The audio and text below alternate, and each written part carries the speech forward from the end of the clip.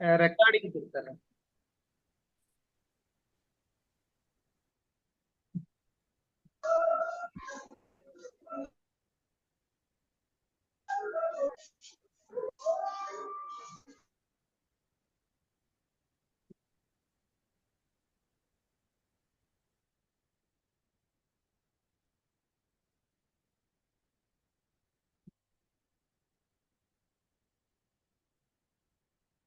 அனைவருக்கும் வணக்கம்.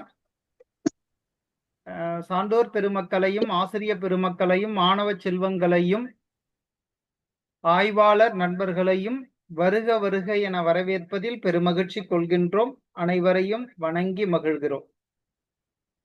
சென்னை செந்தமிழ் மன்றமும் அனைத்திந்திய சாதனை புத்தக நிறுவனமும் இணைந்து நடத்துகின்ற சீவக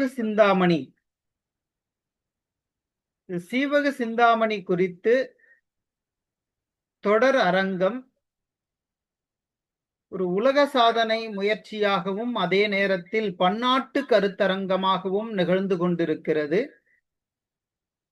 இந்த பன்னாட்டு கருத்தரங்கத்திற்கு வருகை தந்துள்ள அனைவரையும் மீண்டும் வருக வருக என வரவேற்பதில் பெருமகிழ்ச்சி கொள்கிறோம். சான்றோர் பெருமக்களே, இன்றைக்கு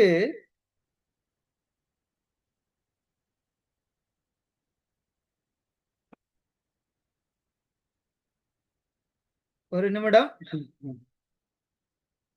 அமர்வு தப்புன்னு நினைக்கிறேன். 351.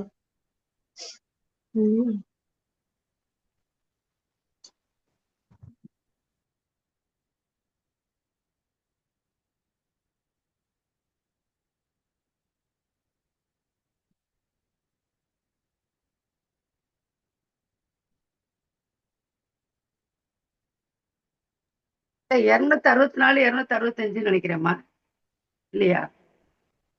அமர்வு எண்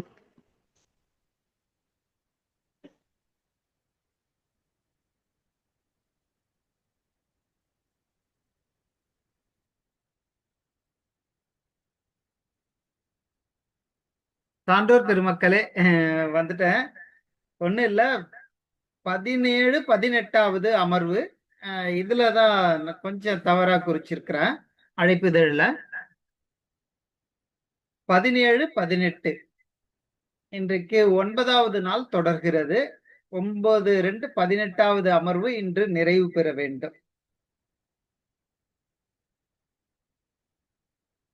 அப்படி ரொம்ப அற்புதமாக நிகழ்ந்து கொண்டிருக்கின்ற சீவக சிந்தாமணி தொடர் நிகழ்விற்கு இன்றைக்கு 17வது அமர்வு. இந்த 17வது அமர்வை மதிப்புறு முனைவர் கவிஞர் அம்மையார் ஜோதி மீனாட்சி அம்மையார் அவர்கள் தொடங்கி வைக்க காத்து கொண்டிருக்கிறார். இந்த நிகழ்வோடு நாம இன்னொரு தொடர்ந்த நிகழ்வும் 200 வருது 18வது அமர்வையும் நாம் இன்று பார்க்க இருக்கிறோம். இந்த நிகழ்விற்கு சான்றோர் பெருமக்களே, நேற்றைக்கு சென்னை செந்தமிழ் மன்றத்தினுடைய தொடர் நிகழ்வாக 147வது நிகழ்வை பார்த்தோம். இன்றைக்கு 248வது நிகழ்வை பார்க்க இருக்கிறோம். ரொம்ப அற்புதமான செய்தியை கொடுக்கிறார். இன்று பார்ப்பவர் நாளை வேறு விதமாக இருக்கிறார். நேற்று ஒரு மாதிரியாக இருந்தார், இன்று வேறு மாதிரியாக இருக்கிறார். அதுவும் குறிப்பாக பணத்தினால் பொருளினால் வேறுபடுகிறார்கள். நல்ல குணம் படைத்தவர் என்று நினைத்துக் கொண்டிருக்கிறோம், திடீரென்று மாறிவிடுகிறார். அதனால இந்த திருக்குறள் ரொம்ப அற்புதமான ஒரு செய்தியை கொடுக்கிறது. பொருள் இருந்து அற்று போனாலும் பொருள் தொலைந்து போனாலும், செலவழிந்து போனாலும், பொருள் மறைந்து போனாலும் அந்த பொருளை மீண்டும் பெற்று விடலாம். அதற்கு வாய்ப்பு இருக்கிறது. ஆனால் பிற உயிர்கள் மீது காட்டுகின்ற அருள் தன்மை இருக்கிறதே, அந்த பெருங்கருணை அற்றுப்போனால் அற்றுப்போனதாகவே மாறிவிடும். மீண்டும் அது நம்மை சேராது. அதனால் எப்போதும் நாம் ஒரே நிலையில் இருக்க வேண்டும் அன்பு காட்டுவதில் என்பதை இந்த திருக்குறள் ரொம்ப அற்புதமாக காட்டுகிறது. 248வது நிகழ்வில் 248வது திருக்குறள். பொருளற்றார் பூப்பர் ஒருகால். ரொம்ப அழகா சொல்றார்.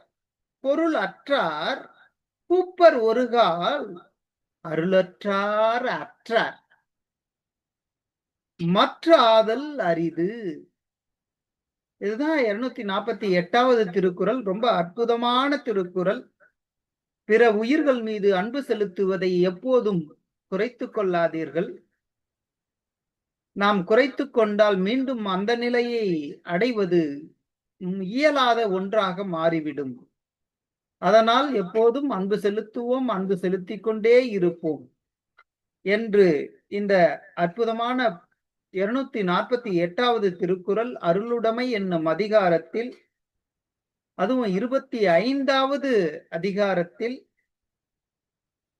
இந்த திருக்குறள் பொருளற்றார் பூப்பர் ஒருகால், அருளற்றார் அற்றார் மற்றாதல் அரிது என்று இந்த திருக்குறளை எல்லோரிடமும் பகிர்ந்து கொண்டதில் பெருமகிழ்ச்சி கொண்டு இந்த நிகழ்வை அம்மையார்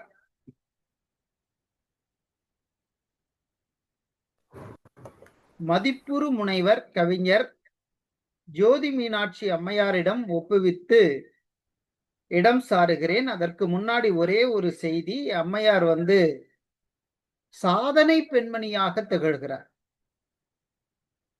WRH அப்படின்னு சொல்லி ஒரு சாதனை நிகழ்வோட அம்மையார் சாதனை பெண்மணியாக திகழ்கிறார்.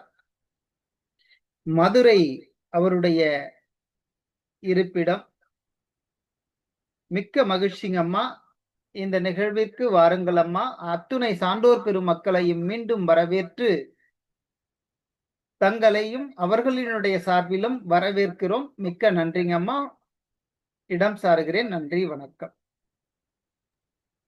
அனைவருக்கும் அன்பு வணக்கம். இந்த அருமையான வாய்ப்பு தந்த ரமேஷ் ஐயா அவர்களுக்கு அனைவரின் சார்பாக என் நன்றியை தெரிவித்துக் கொள்கிறேன். சீவக சிந்தாமணி 50 காப்பியங்கள் ஒன்றான சீவக சிந்தாமணியை தொடர் நிகழ்வாக உலக சாதனையாக தினந்தோறும் 2 சான்றோர்கள் 50 பாடல்களாக 3183 பாடல்களை எடுத்து செல்லக்கூடிய மிக அழகிய நிகழ்வை நடத்தி கொண்டிருக்கின்ற ஐயா அவர்களுக்கு அனைத்து சான்றோர்களின் சார்பாக என் நன்றியை தெரிவித்துக் கொள்கிறேன். சாதனை பெண்ணாக என்னை அறிமுகப்படுத்தியதே all India book of world record அவர்களுடைய இதுலதான் என்னுடைய சாதனைகள் அறிமுகப்படுத்தப்பட்டது.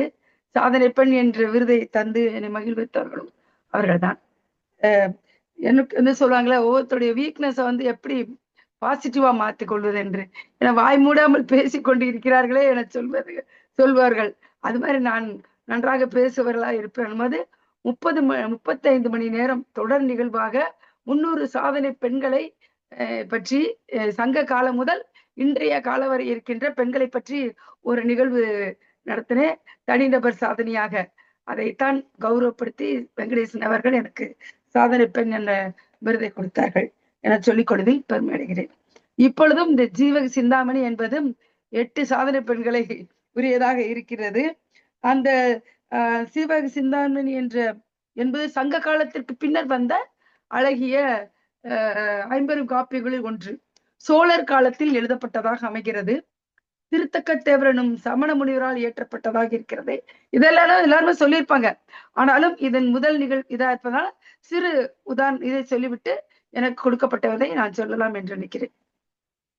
திருத்தக்கத்தேவரன் சமண முனிவரால் இயற்றப்பட்ட காப்பியம் சீவகன் என்பவனின் அக வாழ்க்கையை அடிப்படையாக கொண்டது. சமய இலக்கியங்களே அதிக படைக்கப்பட்ட அக்காலத்தில் மக்களிடத்தில் மன்னர்களிடமும் இதற்கான தேவையும் ஆதரவும் இருந்ததாக தெரிகிறது. நமக்கு தெரியும் இரட்டை காப்பியம், சிலப்பதிகாரம், மணிமேகலை. அது வரைக்கும் இறைவனையே பற்றி பேசுபவர்களாக இருக்கும் பொழுது தனிநபராக இருக்கின்றவரை சாதாரண பெண்களை பற்றி பேசிய காவியமாக சிலம்பும் மணிமேகலையும் அமைந்திருக்கிறது. இது ஒரு சின்ன நிகழ்வை சொல்லலாம் என்று நினைக்கிறேன். திருவனந்தபுரம் போயிருந்தேன். போகும்பொழுது அங்க கண்ணகியுடைய ஒரு நம்ம கேள்விப்பட்டிருப்போம், பெண்கள் எல்லாம் போகக்கூடிய மலையாக இருக்கிறது அந்த பகவதி அம்மன் கோவில் என சொல்வார். நாட்டில் நடந்து சேர நாட்டில் முடிகிறது அல்லவா? அப்பொழுது கண்ணகியை தெய்வமாக வழிபடுகின்றார்கள் என்பதனை பார்க்க முடிந்தது.